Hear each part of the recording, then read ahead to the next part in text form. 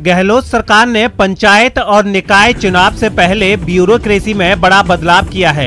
इसी के तहत 56 IPS, 28 IFS और 21 IAS अफसरों के तबादले किए हैं। कार्मिक विभाग ने एक साथ 3 तबादला सूची भी जारी कर दी है। सूत्रों की माने तो ज्यादातर तबादले मंत्रियों और विधायकों की डिजायर के आधार पर ही किए गए हैं। कुछ मंत्रियों और विधायकों ने जिलों के SP और पदक जीतने पर दी जाने वाली इनामी राशि को 75 लाख से बढ़ाकर 3 करोड़ किया गया है। ओलंपिक में रजत पदक जीतने पर इनामी राशि को 50 लाख से बढ़ाकर 2 करोड़ और कांस्य पदक जीतने पर इनामी राशि को 3 लाख रुपए से बढ़ाकर 1 करोड़ रुपए करने का फैसला किया गया है। इसी तरह एशियन गेम्स और कॉमनवेल्थ खेलों में स्वर्ण पदक जीतने पर प्रदेश के खिलाड़ियों को दी जाने वाली इनामी राशि को 30 लाख से बढ़ाकर 1 करोड़ रुपए, रजत पदक जीतने पर इनामी राशि 20 लाख से बढ़ाकर 60 लाख रुपए और कांस्य पदक जीतने पर दी जाने वाली इनामी राशि को 10 लाख रुपए से बढ़ाकर 30 लाख रुपए करने का फैसला किया है। CM की मंजूरी के बाद खेल विभाग ने इनामी राशि बढ़ाने के आदेश भी जारी कर दिए हैं। प्रदेश सरकार के इस फैसले पर खिलाड़ियों ने खुशी जाहिर की है। खिलाड़ियों का मानना है कि ऐसे प्रोत्साहन से खिलाड़ियों का मनोबल बढ़ेगा और वो प्रतियोगिताओं में और भी बेहतर प्रदर्शन करेंगे। किसानों की परेशानियों पर लगा ब्रेक, नवाचार से चमत्कार। शुक्रिया सरकार। गहलोत सरकार के नवाचार के नतीजे मिलने लगे हैं। किसान खुश हैं कि अब उन्हें कर्ज के लिए चिरौरी नहीं करनी पड़ रही है, कार्यालयों के चक्कर नहीं काटने पड़ रहे। ऑनलाइन में बढ़िया जी, पहली गए चक्कर काटना पड़े थे, अब ऑनलाइन है कोई परेशानी नहीं। लोन मिल गया 25,000 का। किसानों को देखो, एक तो समय से लोन मिला, टाइम से लोन मिला और लोन की अच्छी सुविधा मिली और मतलब ये क्या है कि जैसे 2-3 बार चक्कर नहीं काटना पड़ा, ऑनलाइन काम होने से बढ़िया मतलब संतुष्ट काम हुआ। दरअसल 2019 में प्रदेश के मुखिया अशोक गहलोत के नेतृत्व में राजस्थान ने देश में पहली बार सहकारिता के क्षेत्र में सहकारी फसली ऋण ऑनलाइन पंजीयन एवं वितरण योजना की शुरुआत की, जिसके बाद किसानों को फसली ऋण लेने के लिए आधार आधारित सत्यापित करवाना पड़ता है। हमने आधार आधारित सत्यापन करके किसानों को नई सौगात दी है। इस कारण से 12,27,000 किसान जुड़ चुके हैं और टारगेट हमारा जारी है, जितने किसान जुड़ेंगे उतने को ऋण देंगे। ऑनलाइन प्रक्रिया शुरू होने के बाद नए किसानों को ऋण दिए जाने की प्रक्रिया लगातार जारी है। भविष्य में यह आंकड़ा 25 लाख तक ले जाने की कवायद है। राज्य सरकार ने कोरोना काल में किसानों के हित में निर्णय लेकर किसानों के प्रति संवेदनशीलता का परिचय दिया है। रीट परीक्षा का हो गया ऐलान। 25 अप्रैल को होगी रीट परीक्षा। BSTC के लिए बाहर। सरकार ने बड़ा फैसला ले लिया है। बाकायदा शिक्षा मंत्री गोविंद सिंह डोटासरा ने PC कर ऐलान भी कर दिया है। रीट परीक्षा को लेकर समूचे विवाद को खत्म करने के लिए शिक्षा मंत्री डोटासरा ने बड़ी पहल की है। 50% अंक न्यूनतम जो स्नातक है, तो वो स्नातकोत्तर या स्नातक में बीएड करने वाले जो बच्चे हैं उनको भी हम लोग अलाउ कर से हैं। NCT की जो 13 नवंबर 2019 की जो गाइडलाइन थी उसकी पालना करते हुए हमने पहले अगर स्नातक में 50 नहीं है, स्नातकोत्तर में कितने भी हैं, तो वो नहीं बीएड ये रीट दे पाता था। अब उसमें कर दिया गया, दोनों में से किसी भी में भी अगर वो 50% है तो वो भाग ले सकता है रीट के अंदर। BSTC के अभ्यर्थियों को राहत देने के साथ ही राज्य सरकार ने कोरोना काल में अभ्यर्थियों को राहत देते हुए इस बार परीक्षा के शुल्क को बढ़ाने का फैसला नहीं लिया है। आरामदायक होगी जयपुर में यात्रा।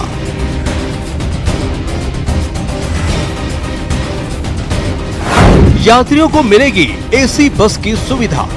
30 तो AC बस ले रहे हैं डीजल में और 70 नॉन AC बस ले रहे हैं। इलेक्ट्रिक बसें सारी AC बसें होंगी और जनवरी में हमारे पास 150 डीजल बसों के आने का हम समझ रहे हैं कि हो जाएगा, आना शुरू हो जाएगा। उसके थोड़े दिन बाद हम शुरू भी कर देंगे काम करना, उनका ऑपरेशन शुरू कर देंगे।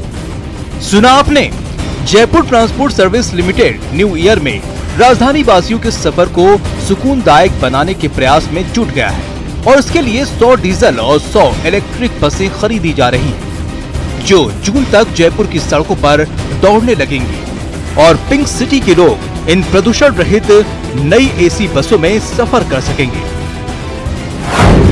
डीजल बसों में 30 एसी और 70 नॉन एसी बसें होंगी। बसों का संचालन JCTSL निर्धारित शर्तों पर करेगी।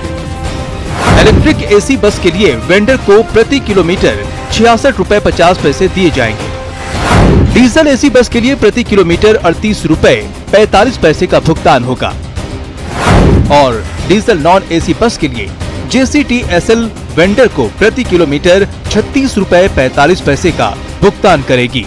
भारत सरकार का जो भारी उद्योग विभाग है उससे इसमें सब्सिडी मिल रही है, तो दोनों बसें ही एक तरह से हम उनके सहयोग से लेंगे, भारत सरकार और राज्य सरकार के सहयोग से। हमें केवल प्रति किलोमीटर का पैसा देना है। कंडक्टर हमारा होगा, ड्राइवर वेंडर का होगा, ऑपरेटर का होगा। प्रदेश में बर्ड फ्लू लगातार पैर पसार रहा है। हर रोज बर्ड फ्लू से परिंदों की मौत हो रही है। ऐसे में चूरू में बर्ड फ्लू की आहट को लेकर प्रशासन चौकन्ना हो गया है। यहां जिला कलेक्टर डॉक्टर प्रदीप ने राज्य में कौओं की असामान्य मृत्यु को देखते हुए जिले में संबंधित विभागों के अधिकारियों को आवश्यक निर्देश देकर अलर्ट किया है। पशुपालन विभाग की ओर से कंट्रोल रूम भी स्थापित किया गया है, जहां 24 घंटे में किसी भी आपात स्थिति में कौओं और अन्य पक्षियों की असामान्य मृत्यु या अधिक संख्या में मृत्यु की सूचना 015622944237 पर दी जा सकती है। जिला कलेक्टर ने पशुपालन विभाग सहित प्रशासन, पुलिस प्रशासन, स्वास्थ्य विभाग, स्थानीय निकाय एवं वन विभाग को बीमारी के संबंध में आवश्यक दिशा निर्देश प्रदान किए हैं। प्रशासन ने आमजन से भी अपील की है कि कौओं और अन्य पक्षियों में किसी भी प्रकार की असामान्य मृत्यु की सूचना हो तो तत्काल अपने नजदीकी पशुपालन विभाग की संस्था को सूचित करें, जिससे समय रहते बीमारी की रोकथाम के लिए जरूरी कदम उठाए जा सकें। बाइक पर बेखौफ बदमाश आते हैं और एक शख्स के घर पर खुलेआम फायरिंग कर इलाके में दहशत फैलाते हैं। तस्वीरें नागौर जिले के कुचामन सिटी की हैं। रात के समय अचानक से बाइक पर सवार ये बदमाश आते हैं और इस घर के सामने अपनी बाइक रोकते हैं और फिर घर के दरवाजे पर कई राउंड फायरिंग करते हैं। इसके बाद आराम से फरार भी हो जाते हैं। गोलियों की गूंज से पूरा इलाका सहम जाता है, लेकिन कोई भी अपने घर से बाहर आने की हिम्मत नहीं जुटा पाता। बदमाशों की ये करतूत घर के बाहर लगे CCTV में भी कैद हो गई। सूचना मिलने पर पुलिस भी मौके पर पहुंची और मामले की जांच में जुट गई।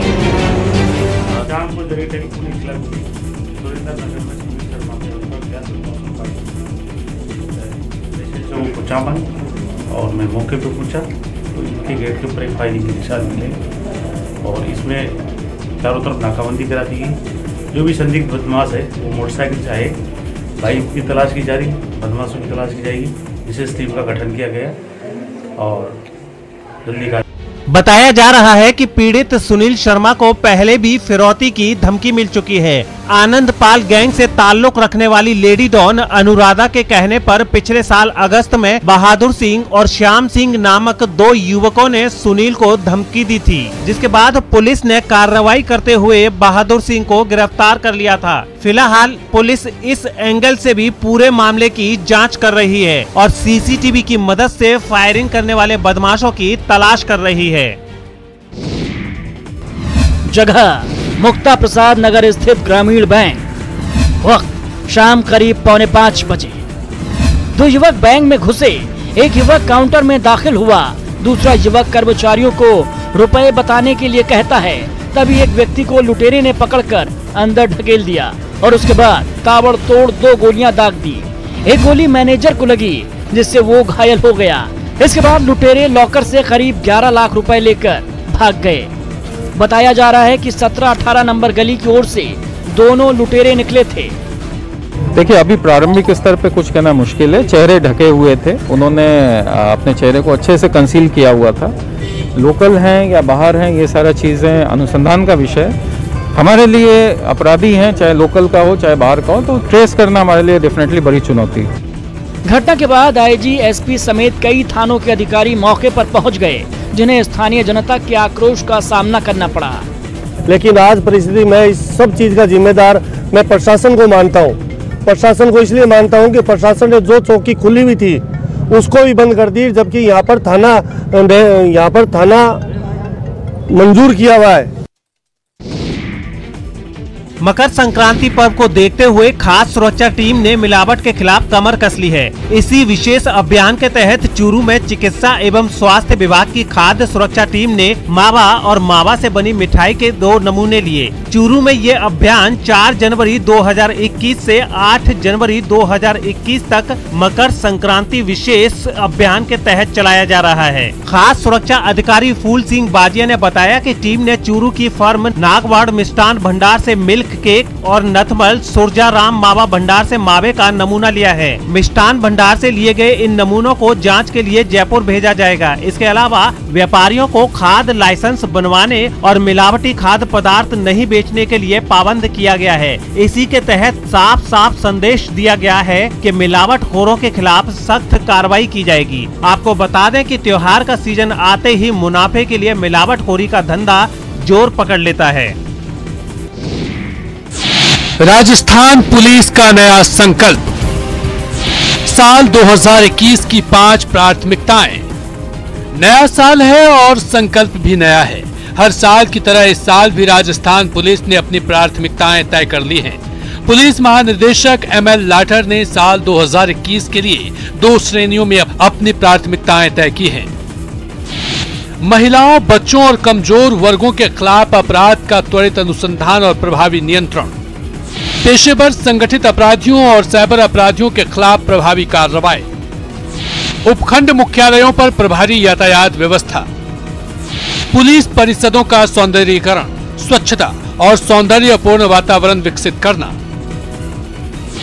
पुलिस कार्यों में सूचना प्रौद्योगिकी के प्रयोग का प्रशिक्षण और प्रोत्साहन। हालांकि पुलिस प्रमुख ने प्राथमिकताओं का निर्धारण तो कर दिया, लेकिन माना जा रहा है कि पुलिस कर्मियों और संसाधनों की कमी से जूझ रहे पुलिस महकमे के लिए इन प्राथमिकताओं को पूरा कर पाना इतना आसान भी नहीं होगा, क्योंकि अगर संसाधन नहीं होंगे तो काम में परेशानी होगी। ऐसे में राजस्थान पुलिस को संसाधनों से मजबूत करने की भी जरूरत है। रफ्तार जब बेकाबू हो जाती है तो तस्वीरें इससे अलहदा नहीं होती। सड़क पर बेकाबू स्पीड से ऐसा ही मंजर नजर आता है। ये तस्वीरें सुजानगढ़ में अशोक स्तंभ के पास की हैं। यहाँ पर तेज रफ्तार से ये ट्रोला गुजर रहा था, लेकिन अचानक इसका बैलेंस बिगड़ गया और फिर जो इस ट्रोले का हाल हुआ उसकी तस्वीरें आपके सामने हैं। ये कंक्रीट से भरा हुआ ट्रोला सड़क पर पलट गया और इसके पलटते ही सड़क पर घंटों जाम लग गया। हालांकि राहत की बात ये रही कि इस हादसे में कोई हताहत नहीं हुआ। ट्रोले का ड्राइवर बाल बाल बच गया। जानकारी के मुताबिक 22 चक्का ट्रोला छापर रोड की तरफ मुड़ते वक्त पलट गया और पलटते ही ट्रोला में भरी कंक्रीट सड़क पर बिखर गई और सड़क पर लंबा जाम लग गया।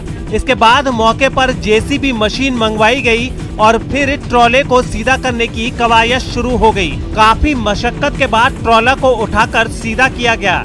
इसके बाद सड़क पर बिखरे कंक्रीट को हटाकर रास्ता खुलवाया गया और फिर सड़क पर दूसरे वाहनों को जाने के लिए इजाजत मिली। 1000 2000 नहीं बल्कि 1 लाख के करीब नोट जल गए। आग में ये नोट नहीं जले बल्कि एक मजदूर की जिंदगी भर की मेहनत खाक हुई है। तस्वीरें श्री गंगानगर जिले की हैं। यहाँ पदमपुर तहसील गांव की ढाड़ी में एक मजदूर के कमरे में अचानक से आग लग गई, जिसके बाद घर में रखा सारा सामान आग की भेंट चढ़ गया। इसी आग में घर में रखा करीब 1 लाख कैश भी जल गया। बचे हैं तो अध जले ये रुपए जिनकी कीमत अब रद्दी के बराबर भी नहीं। आग में रुपए जलने की खबर प्रशासन को भी लगी तो मौके पर पहुंचकर जायजा लिया। नरेश ने भी भरी आंखों से अपनी आप बीती अधिकारियों से बयां कर दी, जिसके बाद प्रशासन ने भी मजदूर की हर संभव सहायता करने का आश्वासन दिया। तो वहीं अन्य समाज सेवी लोगों ने भी पीड़ित खेतिहर मजदूर नरेश से मुलाकात कर उसे आर्थिक सहायता सौंपी। सबने मिलकर नरेश को आश्वासन दिया है कि उसके नुकसान की भरपाई के लिए जितना भी हो सकेगा प्रयास किया जाएगा। मदद से मायूस नरेश के चेहरे पर थोड़ी मुस्कान जरूर आई, लेकिन आग में जिंदगी भर की कमाई के राख होने का मलाल हमेशा रहेगा। 20 मिनट 20 खबर में अब देख लेते हैं कुछ अन्य राज्यों की खबरें। हैदराबाद से एक चौंका देने वाला वीडियो सामने आया, जहां एक आदमी चौराहे पर मौजूद ट्रैफिक पुलिस की पोस्ट पर चढ़कर जबरदस्त ड्रामा करता दिखा। आसपास के लोगों ने बताया कि उस आदमी की दिमागी हालत ठीक नहीं है और किसी सनक में वो ट्रैफिक पुलिस की पोस्ट की छत पर चढ़ गया, जिसे जबरदस्ती नीचे उतारा गया। इस पूरी घटना का जो वीडियो सामने आया उसमें साफ दिखा कि वहां चढ़कर उसने खूब नाटक किया। पहले उसने अपनी शर्ट उतारकर गले में बांध ली और फिर वहां लटक रहे एक तार को फांसी का फंदा बनाने लगा। ये देखकर सड़क पर मौजूद लोग चीखने लगे। इस बीच उसकी शर्ट नीचे गिर गई और वो उसे उठाकर फिर से फंदा बनाने में जुट गया। आखिरकार उसे बचाने के लिए कुछ लोग पोस्ट पर चढ़ गए और उस आदमी ने जिस तार को मजबूती से पकड़ा था, लोगों ने उसे ही खींच दिया, जिससे वो उसी वक्त वहां पहुंची बस पर आ गिरा। इसके बाद सबने मिलकर उसे बस से नीचे उतारा। छत्तीसगढ़ के कोरबा से हैरान कर देने वाला एक वीडियो सामने आया, जिसमें एक तेज रफ्तार कार डिवाइडर से टकराने के बाद पलट गई। इस हादसे की पूरी तस्वीर वहां लगे एक सीसीटीवी कैमरे में रिकॉर्ड हो गई, जिसमें एक कार सुबह के वक्त शहर के एक चौराहे से गुजरती हुई दिखाई दी। तभी दूसरी तरफ से एक तेज रफ्तार कार वहां पहुंची, जिसने उसके अगले हिस्से को पहले टक्कर मारी और फिर आगे जाकर एक डिवाइडर से बुरी तरह भिड़ गई। हादसे की वजह से वहां धूल का गुबार छा गया। जिस वक्त कार डिवाइडर से टकराई, उसी वक्त वहां से एक बाइक सवार गुजरता नजर आया, जो बेकाबू कार की चपेट में आने से बाल बाल बच गया। डिवाइडर से टकराने के बाद कार के परखचे उड़ गए। यही नहीं, इस हादसे में दूसरी कार को भी काफी नुकसान पहुंचा। हरियाणा के फरीदाबाद से एक चौंका देने वाला वीडियो सामने आया। वहां टोल प्लाजा के बूथ को एक ट्रक ने जोरदार टक्कर मार दी, जिससे वो ताश के पत्तों की तरह ढह गया। ये पूरी घटना वहां लगे सीसीटीवी कैमरे में रिकॉर्ड हो गई, जिसमें टक्कर के बाद बूथ ढहता दिखाई दिया। सामान से लदा वो ट्रक उसके बेहद पास था और इसी वजह से जब वो आगे बढ़ा तो उसने उसे टक्कर मारी। लेकिन ये टक्कर बूथ के अंदर मौजूद टोल कर्मचारी के लिए बेहद जोरदार रही। अंदर से जो तस्वीरें सामने आई, उन्हें देखकर ऐसा लगा मानो वहां भूकंप आया हो। वहां रखा सारा सामान हिलते हुए गिरता दिखा।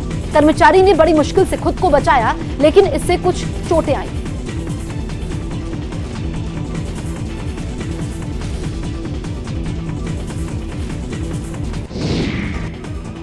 राजस्थान के सीकर से एक दिल दहला देने वाला वीडियो सामने आया, जिसमें यात्रियों से भरी एक बस और कार की आमने सामने की टक्कर हो गई। यह हादसा तब हुआ जब कार ओवरटेक करने की कोशिश कर रही थी।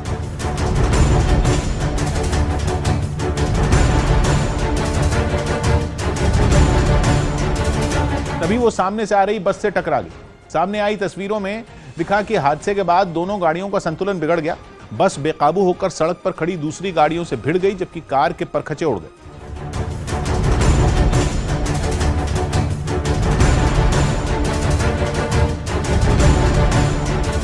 खबर है कि इस हादसे में कुछ लोग घायल भी हो गए, जिन्हें अस्पताल में भर्ती कराया गया।